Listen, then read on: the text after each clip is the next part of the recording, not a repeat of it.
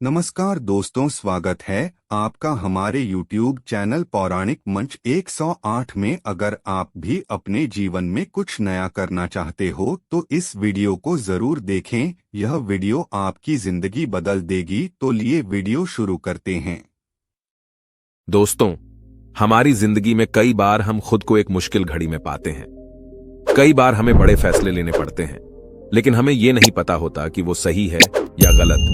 क्या उस फैसले का परिणाम हमारे जीवन में खुशियां लाएगा या मुसीबत। लेकिन कई बार हमारे पास सही निर्णय लेने की सुझाव नहीं होते और हम जल्दबाजी में फैसला कर लेते हैं, और उन फैसलों की वजह से हमारी जिंदगी सुखमयी हो सकती है या फिर हमारी जिंदगी नरक से भी बढ़कर हो सकती है। इसलिए सही फैसला लेने की क्षमता हमारे जीवन में सफलता हासिल करने के लिए आवश्यक है। तो चलिए आज की इस बोध कहानी के माध्यम से जानते हैं कि जीवन में सही फैसले कैसे लिए जाएं, और यह भी कि सही निर्णय लेने के तरीका कौन सा है। तो बिना किसी देरी के कहानी शुरू करते हैं। दोस्तों, कई साल पहले की बात है। एक छोटे से राज्य में एक बौद्ध भिक्षु निवास कर रहे थे, जिन्हें सभी जगहों पर उनके ज्ञान के बड़े चर्चे थे। वह बौद्ध भिक्षु बहुत ज्ञानी थे। उनके पास लोग बहुत दूर दूर से आते थे ताकि वे उनसे अपनी समस्याओं का समाधान प्राप्त कर सकें। उनके पास कोई भी कैसी भी समस्या लेकर क्यों ना आए, वह समस्या का समाधान अवश्य करते थे। जब भी वह किसी की समस्या सुनते तो उस समस्या को बड़े ही ध्यान से सुनते समझते, उसमें लीन हो जाते, और उसके बाद कुछ देर के लिए वह आंखें बंद करते और समस्या के बारे में अच्छे से सोच विचार करते, और उसके बाद उसका समाधान देते। ऐसे में कोई भी व्यक्ति उनके बारे में केवल एक ही बात सोचता था, शायद इन साधु के पास कोई ऐसी चमत्कारिक शक्तियां हैं जिससे ये समाधान पूछते हैं और उसके बाद हमें वह समाधान बताते हैं। एक बार एक युवक ने उन महाराज से यह पूछ भी लिया। उस शिष्य ने पूछा, क्या आपके पास ऐसी कोई चमत्कारी शक्तियां हैं जिसके कारण आप हमारी समस्याओं का समाधान करते हैं, या आपके पास ऐसी कोई दिव्य दृष्टि है जिससे आप हमारी समस्याओं का समाधान खोज पाते हैं। उस युवक की यह बात सुनकर वह साधु जोर जोर से हंसने लगे, लेकिन उन्होंने उस युवक की बात का कोई जवाब नहीं दिया। उसके कुछ ही दिनों बाद उस राज्य में एक बड़ी अजीब सी घटना घटी। उस राज्य में एक बुढ़िया औरत रहा करती थी, जो अपने पूरे घर में अकेले ही रहती थी। उसका कोई न था। उस राज्य से होकर 4 मित्र अपने घर की ओर जा रहे थे। वे लोग दूसरे नगर में काम करके पैसा इकट्ठा करके अपने गांव की ओर जा रहे थे। यह बात बहुत पुराने जमाने की है, जब यातायात के साधन न हुआ करते थे, इसलिए वे लोग पैदल ही यात्रा किया करते थे। इसी कारण वे चारों मित्र अपने अपने धन को इकट्ठा करके अपने गांव की ओर प्रस्थान कर रहे थे। उन चारों ने अपना अपना धन एक छोटी सी पोटली में रखा था, और उसी पोटली में उन सबकी सारी कमाई थी। तभी उन चारों मित्रों में से एक मित्र कहता है, मित्रों, इस तरह से यदि हम अपना धन अलग अलग रखेंगे तो इससे हमारा धन चोरी हो सकता है। क्यों ना हम अपना सारा धन एक ही पोटली में रख दे, जिससे हम सब इस पर ध्यान भी दे सकेंगे और हमारा धन सुरक्षित भी हो जाएगा। और जब हम अपने गांव पहुंच जाएंगे तो हम वहां पर अपना अपना हिस्सा इसमें से ले लेंगे। उन तीनों मित्रों ने उस युवक की बात मान ली, और वे सभी मिलकर अपना धन एक ही पोटली में रख देते हैं, और वे सभी मिलकर अपने गांव की ओर आगे बढ़ते हैं। चलते चलते काफी समय बीत चुका था और अब रात्रि होने वाली थी। तभी आगे चलकर रास्ते में उन्हें एक घर दिखाई दिया, जहां पर एक बूढ़ी औरत रहा करती थी। रात्रि का समय भी हो चुका था और उन चारों मित्रों को रात रुकने के लिए कोई न कोई जगह की आवश्यकता भी थी। ऐसे में उन चारों ने मिलकर यह योजना बनाई कि वे लोग आज रात इसी घर में ठहरेंगे। इसलिए वे चारों लोग उस घर की ओर आगे बढ़ते हैं। उस घर का दरवाजा खटखटाते हैं। तभी सामने से एक बूढ़ी औरत दरवाजा खोलती है, और उन चारों मित्रों में से एक मित्र हाथ जोड़कर उस बूढ़ी औरत से कहता है, माताजी, हम अपने गांव की ओर जा रहे थे, लेकिन यहां रास्ते में ही रात हो गई और अब हम इतनी रात में सफर नहीं कर सकते। इसलिए हमारी आपसे विनती है कि हम आपके यहां पर एक रात रुकना चाहते हैं। कल सुबह होते ही हम यहां से चले जाएंगे। उस बूढ़ी औरत ने काफी देर सोच विचार किया, और उसके बाद वह बूढ़ी औरत कहती है, ठीक है, तुम सभी आज रात के लिए यहां पर रुक सकते हो। मुझे कोई दिक्कत नहीं, मैं खाना बनाने जा रही हूं। कहो तो तुम लोगों के लिए भी बना दूं। उन चारों ने सहमति जताते हुए कहा, हां बिल्कुल। उसके बाद उन चारों मित्रों ने वर्धन की पोटली उस बूढ़ी औरत को थमा दी और कहा, माताजी, इस पोटली में हमारे साल भर की कमाई है। हम चारों ने अब तक का अपना सारा कमाया हुआ धन इसी पोटली में रखा है और अब हम इसे आपको सौंपते हैं क्योंकि यह हम चारों से ज्यादा आपके पास सुरक्षित होगा। हम बस इतना चाहते हैं कि यदि हम चारों में से कोई एक व्यक्ति से लेने आए तो आप इस पोटली को उसे मत देना जब तक कि हम चारों एक साथ इस पोटली को लेने ना आए।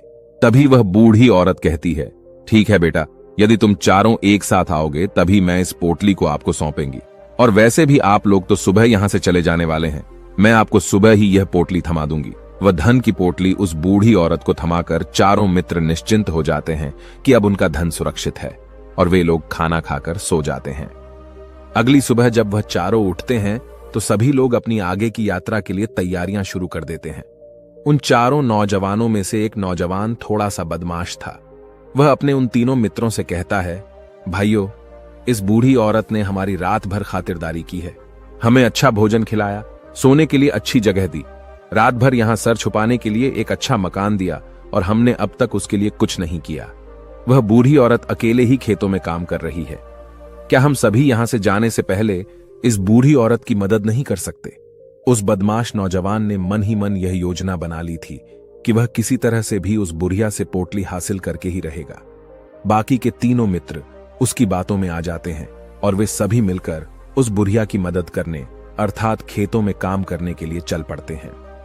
वे सभी मिलकर खेतों का काम कर ही रहे थे कि तभी वह बदमाश नौजवान अपने बाकी तीनों मित्रों से कहता है, मित्र, मुझे जोरों की प्यास लग गई है, मैं जरा उस बूढ़ी औरत से पानी मांग कर लाता हूं। वह बाकी मित्र भी अब काफी थक चुके थे, उन्हें भी जोरों की प्यास लगी थी, इसलिए वह तीनों मित्र उसे वहां से जाने की अनुमति दे देते हैं।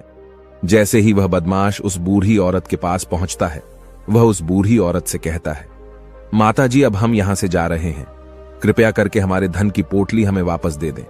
इस पर वह बूढ़ी औरत कहती है, नहीं नहीं, जब तक तुम चारों एक साथ ना हो तब तक मैं वह पोटली किसी को नहीं दे सकती। तुम्ही ने तो कहा था कि जब तक हम चारों एक साथ ना हो तब तक यह पोटली किसी को नहीं देनी है। तभी वह बदमाश उन तीनों की तरफ इशारा करते हुए कहता है, लाऊं। उन तीनों ने सोचा कि हमारा मित्र हमारे लिए पानी लाना चाहता है, इसलिए वह हमसे आज्ञा मांग रहा है। तभी उन तीनों मित्रों ने इशारे में उस युवक से कहा, हां हां ठीक है, ले आओ। ये देख उस बुढ़िया को यह लगने लगा कि अब ये चारों यहां से जा रहे हैं और यह अपनी पोटली मांग रहे हैं, इसलिए उस बुढ़िया ने वह कोट लाकर उस बदमाश के हाथों में रख दी और वह बदमाश उस पोटली को लेकर वहां से चला गया और बाकी के तीनों मित्र अपने खेत के काम में व्यस्त हो जाते हैं। कुछ देर के बाद जब वह तीनों खेत का काम करके वापस लौटते हैं और बुढ़िया से कहते हैं, माता जी, हमारा मित्र जो यहां पानी पीने आया था वह कहां गया? इस पर वह बुढ़िया कहती है, क्या वह पानी पीने आया था? पर वह तो कह रहा था कि हम चारों जा रहे हैं, कृपया करके हमारे धन की पोटली हमें थमा दे। तब तीनों बड़े आश्चर्य होकर उस बुढ़िया से कहते हैं, माता जी, हमने भला कहां वह पोटली मांगी थी? हमें तो प्यास लगी थी और हमने पानी के लिए इशारा किया था। तभी बूढ़ी औरत उन तीनों से कहती है, परंतु अब तो वह पोटली लेकर जा चुका है। तभी वह तीनों मित्र सर पकड़कर रोने लगते हैं और कहते हैं, माता जी, उसमें हमारा सारा कमाया हुआ धन था जो वह अकेले लेकर भाग चुका है। हमने तो आपको कहा था कि जब तक हम चारों एक साथ ना आए तब तक आपको वह पोटली किसी को नहीं देनी है, फिर आपने ऐसा क्यों किया? इसमें आप ही की गलती है। हमने आपको उस पोटली की हिफाजत के लिए रखा था और आपने उसे एक ऐसे आदमी के हाथों में दे दिया जिसने हमारा सारा धन हमसे लूट लिया। हम बर्दाश्त नहीं करेंगे, हम राजा के पास जाएंगे और राजा से आपकी शिकायत करेंगे, न्याय की मांग करेंगे। अब तो इस बात का राजा ही फैसला करेंगे। तीनों नौजवान क्रोधित होकर राज दरबार में पहुंच जाते हैं और अपनी सारी समस्या उन राजा को बता देते हैं।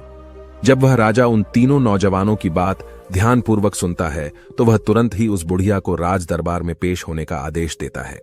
राजा के आदेश पर राजा के सैनिक तुरंत ही उस बूढ़ी औरत को राज दरबार में पेश करते हैं और राजा भरी दरबार उस बूढ़ी औरत को दोषी करार कर देता है और कहता है, तुम्हें वह पोटली उस अकेले व्यक्ति को नहीं देनी चाहिए थी। जब उन्होंने तुमसे कहा था कि जब तक वह चारों एक साथ उस पोटली को लेने ना आए तब तक तुम्हें वह धन किसी को नहीं देना चाहिए था। इसमें तुम्हारी गलती है और अब तुम्हें इसका हर्जाना भरना होगा, तुम्हें इनका धन लौटाना होगा। राजा का यह आदेश सुनकर बूढ़ी औरत फूट फूट कर रोने लगती है और राजा से मदद की गुहार लगाती है और कहती है, हे राजन, मैं तो एक बूढ़ी औरत हूं, और मेरे पास इतना धन नहीं है और न ही मेरे घर में कोई ऐसा है जो धन कमाता हो। मेरे पास इतना धन नहीं कि मैं इनका धन लौटा सकूं। मैं तो अकेली हूं, बेसहारा हूं, कृपा करके मुझ पर रहम करें। लेकिन राजा उस बूढ़ी औरत की एक नहीं सुनता। वह बूढ़ी औरत रोते हुए अपने घर की ओर जा रही थी। यह सोच रही थी कि आखिर मैं इतना धन कहां से लाऊं कि कैसे मैं उन लोगों का यह धन उन्हें लौटाएंगे। मेरे पास इतना धन नहीं है। मैं क्या करूं, कैसे करूं, कहां से लाऊं इतना धन? यदि मैंने उनका धन नहीं लौटाया तो मुझे राजा मार डालेगा। वैसे भी मेरी ही गलती है। जब उन चारों ने मिलकर मुझसे कहा था कि जब तक हम चारों एक साथ ना आए तब तक वह पोटली किसी को नहीं थमा दी है, फिर भी मैंने वह पोटली केवल उस एक व्यक्ति को थमा दी। इसमें गलती तो मेरी ही है। वह रोते रोते ये सारी बातें सोचते हुए अपने घर की ओर जा रही थी। तभी रास्ते में उस बूढ़ी औरत को वही संत मिले जो उस नगर में किसी भी समस्या का समाधान बड़ी ही सरलता और सहजता से करते थे। उन्होंने उस बूढ़ी औरत से कहा, क्या बात है बेटी, क्यों रो रही हो? इस पर वह बूढ़ी औरत उस संत को सब कुछ सच सच बता देती है और कहती है, हे महाराज, इसमें गलती तो मेरी ही है। उन चारों ने तो पहले ही कहा था कि जब तक वे चारों एक साथ न आएं तब तक वह पोटली मुझे किसी को नहीं देनी। लेकिन मेरी हिम्मत मारी गई थी जो मैंने वह पोटली केवल एक व्यक्ति को थमा दी और वह उनका सारा धन लेकर वहां से भाग गया। लेकिन अब मुझे यह समझ नहीं आ रहा कि मैं वह सारा धन कहां से लाऊं, कैसे जुटाऊं। मेरे पास इतना धन नहीं है और राजा ने तो आदेश भी दे दिया है कि मुझे उनका धन लौटाना ही पड़ेगा। लेकिन मैं यह समझ नहीं पा रही कि इतना सारा धन मैं कहां से लाऊंगी।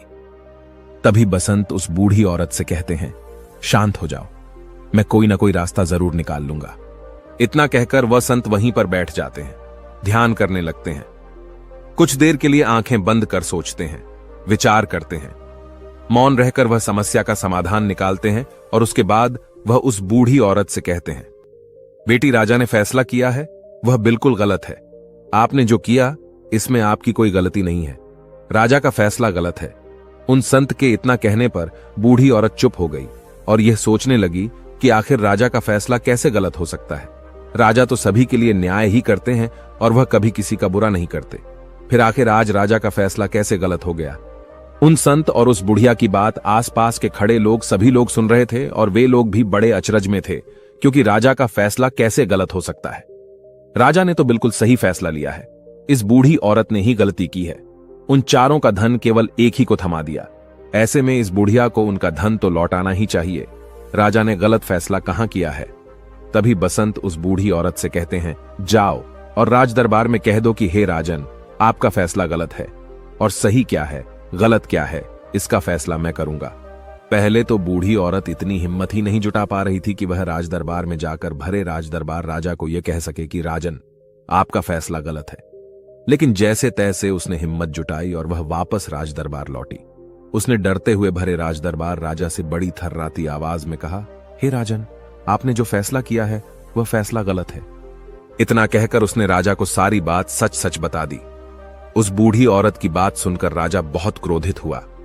राजा ने उस बूढ़ी औरत से कहा, कौन है वह संत जिसने मेरे फैसले को गलत बताया है? क्या उन्हें नहीं लगता कि मैंने सही निर्णय लिया है? मैं हर रोज कई निर्णय लेता हूं, कई फैसले करता हूं, लेकिन आज तक कभी किसी ने मुझसे यह नहीं कहा कि मेरा फैसला गलत है। यदि उन संत ने मुझे सही फैसला न सुनाया, उन्हें फांसी की सजा दे दूंगा। यह बात पूरे नगर में फैल गई।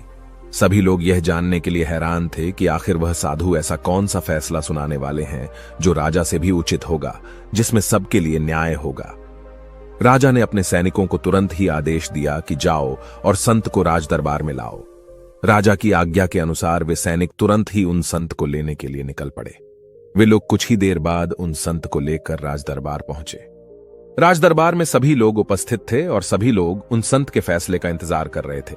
उन संत को देखकर राजा कहता है, महाराज, आपको ऐसा क्यों लगता है कि हमने जो फैसला किया है वह गलत है? इस बुढ़िया ने यह वादा किया था कि वह चारों लोगों को एक साथ ही वह पोटली थमाई गई। फिर आखिर उसने अपना वादा क्यों तोड़ा? इसने यह गलती क्यों की कि इसने केवल एक ही को पोटली थमा दी और वह उनका सारा धन लेकर यहां से भाग गया? तो क्या इसमें इसकी गलती नहीं है? क्या इसे इनका धन नहीं लौटाना चाहिए? इस पर वह साधु बड़ी विनम्रता से राजा से कहते हैं, हे राजन, यह आपका फैसला था, लेकिन मैं आपसे कुछ कहना चाहता हूं। इस पर राजा कहता है, ठीक है, कहिए। आप क्या कहना चाहते हैं? इस पर वह साधु बड़ी विनम्रता से राजा से कहता है, हे राजन, जैसा कि वादा किया गया था कि पोटली एक साथ उन चारों को ही दी जाएगी, तो अभी तो यह केवल 3 है। चौथा कहां है? तो इनसे कहिए कि यह लोग यहां से वापस जाएं और अपने उस चौथे मित्र को यहां लेकर आएं, तभी इनका धन वापस किया जाएगा। और वादा भी ऐसा ही किया गया था कि जब तक चारों लोग एक साथ न हो तब तक उनका धन उन्हें नहीं लौटाया जाएगा। और यदि यह बूढ़ी औरत इन तीनों को धन लौटा देती है तो यह बूढ़ी औरत अपना वादा तोड़ देगी और यह सही नहीं है। इसलिए यदि आप चाहते हैं कि इनका धन लौटाया जाए तो पहले इनसे कहिए कि ये लोग जाएं और अपने उस चौथे मित्र को यहां पर वापस ले आएं। उस राज दरबार में हर कोई इस बात को सुनकर बहुत खुश हुआ। सभी ने उन संत की बहुत तारीफ की। राजा भी उन संत के इस फैसले से पूरी तरह से सहमत था। राजा तुरंत ही उन संत के सामने सिर झुका लेता है और हाथ जोड़कर उनसे कहता है, हे महाराज, आपका यह फैसला इतना सही कैसे हो सकता है? आखिरी बात मेरे दिमाग में आई क्यों नहीं? मैंने इस बात को इस तरह से सोचा क्यों नहीं? तभी वह साधु उस राजा से कहते हैं, हे राजन, आपके पास और भी काम होते हैं। आप दिन भर व्यस्त रहते हैं और आपको जल्दीबाजी में फैसले लेने पड़ते हैं। आपने इस मामले को सुना समझा, लेकिन इसे देखने में आप गलती कर गए। इसे आपने केवल ऊपरी तौर पर देखा। आपने इसकी गहराई तक जाने का प्रयास तक नहीं किया। यदि आपने इस मामले की गहराई को देखा होता, समझा होता, तो आप भी इसी नतीजे पर आते। जब तक हम किसी मामले की गहराई तक नहीं जाते, तब तक हम उसका सही समाधान नहीं निकाल सकते। लेकिन हम में से अधिकांश लोग तो अपने फैसले केवल जल्दीबाजी में लेना चाहते हैं, भले ही वह मामला कितना भी गंभीर क्यों ना हो। हमें तो बस अपना हक चाहिए, हमारा नाम होना चाहिए, भले ही फैसला हमारे लिए आगे चलकर हमारे लिए नुकसानदायी क्यों ना हो। लेकिन हम तो उस मामले की गहराई तक जाने के लिए सोचते तक नहीं। तभी वह राजा उन संत से कहता है, हे महाराज, क्या आपके पास कोई दिव्य शक्तियां हैं? क्या आपके पास ऐसी कोई चमत्कारिक शक्ति है जिसे आप सवाल करते हैं और बदले में वह आपको जवाब देती है, जिस कारण आप सटीक और सही समाधान बता पाते हैं? राजा की यह बात सुनकर वसंत मुस्कुराने लगे और राजा से कहते हैं, हे राजन, यह सवाल मुझसे कई लोगों ने पूछा है और मैंने कभी किसी का कोई जवाब नहीं दिया। लेकिन आप इस राज्य के राजा हैं, इसलिए मैं आपके इस प्रश्न का उत्तर देता हूं। आप में से कई लोगों को यहां ऐसा लगता है कि मेरे पास कोई ऐसी शक्तियां हैं जिससे मैं बात कर सकता हूं, जिससे मैं कोई भी समस्या का समाधान पा सकता हूं। लेकिन मैं आप लोगों को एक बात सच सच बता देता हूं, मेरे पास ऐसी कोई शक्तियां नहीं हैं। मैं तो केवल हर मामले की गहराई तक सोचता हूं, उस बात पर विचार करता हूं, और जब मैं विचार करता हूं तो मेरे सामने कई सारे समाधान आते हैं, और जो समाधान मेरे सामने आते हैं मैं उन पर भी विचार करता हूं, उनके बारे में भी गहराई तक जाता हूं। और जब मुझे लगता है कि इस समस्या का समाधान यही होना चाहिए, तभी मैं समाधान उस व्यक्ति को देता हूं ताकि वह अपनी समस्या का समाधान कर सके। अब आप ही सोचिए, आप जल्दीबाजी में यह फैसला लेकर इस बुढ़िया का जीवन पूरी तरह से बर्बाद कर देते। हमारा पूरा जीवन केवल एक फैसले पर निर्भर करता है। यदि वह फैसला सही हुआ तो हमारा जीवन अच्छा बन जाएगा, और यदि वह फैसला गलत निकला तो हमारा जीवन नर्क से भी बदतर हो सकता है। इसलिए यदि आप सही और सटीक फैसला लेना चाहते हैं तो आपको मौन रहना सीखना पड़ेगा। मौन रहकर उस पर विचार करना सीखना होगा, क्योंकि हमारे फैसले ही हमारा भविष्य तय करते हैं, हमारी जिंदगी का अगला पड़ाव तय करते हैं। फिर चाहे वह फैसले छोटे हों या बड़े, वे ही हमारी जिंदगी को निर्धारित करते हैं। इसलिए सबसे पहले हमें सही फैसले लेने के लिए मौन रहना सीखना आवश्यक है, उन पर विचार करना आवश्यक है। और जब आप ऐसा करते हैं तो आपके सामने एक ही समस्या के कई सारे समाधान निकल कर आते हैं, और जब आप उन पर गौर करेंगे तो आपको यह समझ में आएगा कि उन फैसलों का समाधान कैसा होना चाहिए, कि समाधान से आपको क्या फायदा होगा और क्या नुकसान होगा। या उस समाधान पर सोच और विचार करने पर ही आप उसे समझ सकते हैं, और तभी आप यह निर्णय भी ले सकते हैं कि क्या यह समाधान उचित रहेगा या नहीं। और यह सब संभव हो सकता है यदि हम कम बोलना शुरू करें। कम बोलने का अर्थ यह नहीं कि आप पूरी तरह से मौन हो जाएं। इसका अर्थ यह है कि आप भीतर से शांत हो जाएं, और जब आप भीतर से शांत होने लगते हैं तो आपका मन स्पष्ट होने लगता है, साफ होने लगता है, और आप किसी भी चीज पर सोच विचार कर सकते हैं। और जब आप भीतर से शांत होने लगते हैं तो आप ऊपर से भी कम बोलते हैं, और जब आप धीरे धीरे कम बोलने के आदी हो जाते हैं तो आप साफ और स्पष्ट तौर पर सोच और समझ पाते हैं।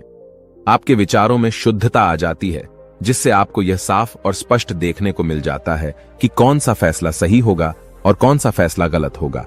आपको उस परिस्थिति में क्या करना चाहिए और क्या नहीं करना चाहिए। लेकिन हम में से अधिकांश लोग अपने आप को सही साबित करने के लिए, अपने आप को ऊंचा साबित करने के लिए अत्यधिक बोलते हैं, और इतना बोलते हैं कि हर कोई उनकी बातों को गंभीरता से नहीं लेता। उन्हें ऐसा लगता है कि मानो ज्यादा बोलना ही हमारे लिए हमारा शस्त्र है, लेकिन वह यह भूल जाते हैं कि वह अत्यधिक बोलकर मूर्ख बन रहे हैं।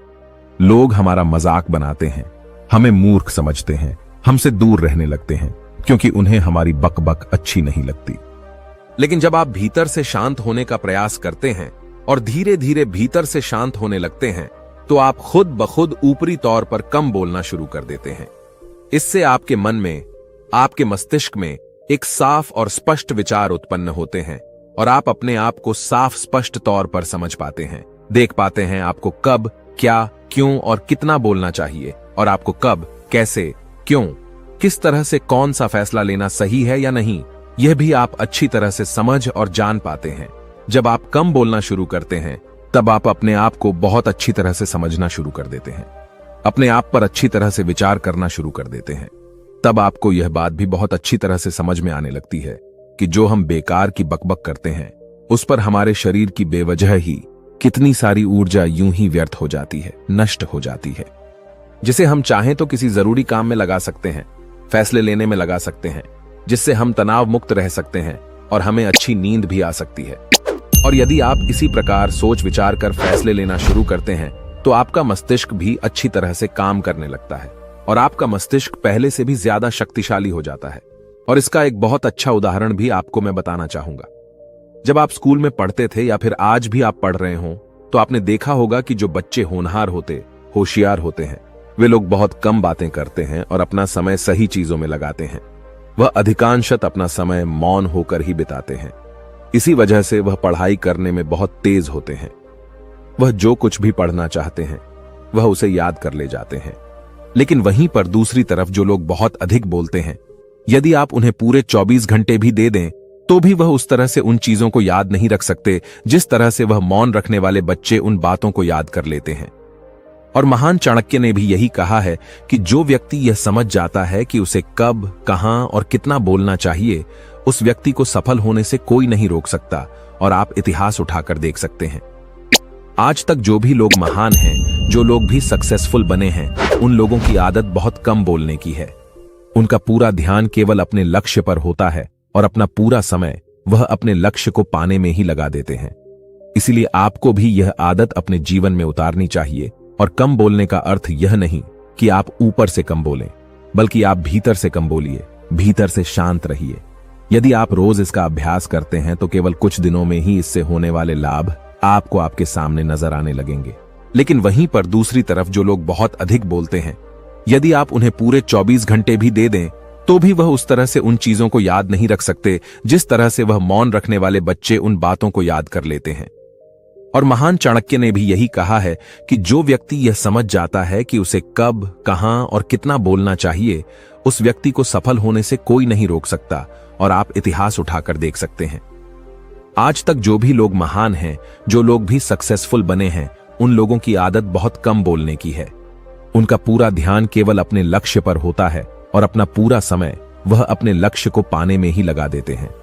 इसीलिए आपको भी यह आदत अपने जीवन में उतारनी चाहिए। और कम बोलने का अर्थ यह नहीं कि आप ऊपर से कम बोलें, बल्कि आप भीतर से कम बोलिए, भीतर से शांत रहिए। यदि आप रोज इसका अभ्यास करते हैं, तो केवल कुछ दिनों में ही इससे होने वाले लाभ आपको आपके सामने नजर आने लगेंगे। दोस्तों, आपने आज के इस वीडियो से क्या सीखा, वह मुझे आप कमेंट में बता सकते हैं। इसी के साथ में उम्मीद है कि आपको आज की वीडियो पसंद आई होगी। तो इस वीडियो को उस इंसान को शेयर करें जिससे यह कहानी सुनने की जरूरत है, और उसी के ठीक बाद चैनल को सब्सक्राइब करें। तो चलिए फिर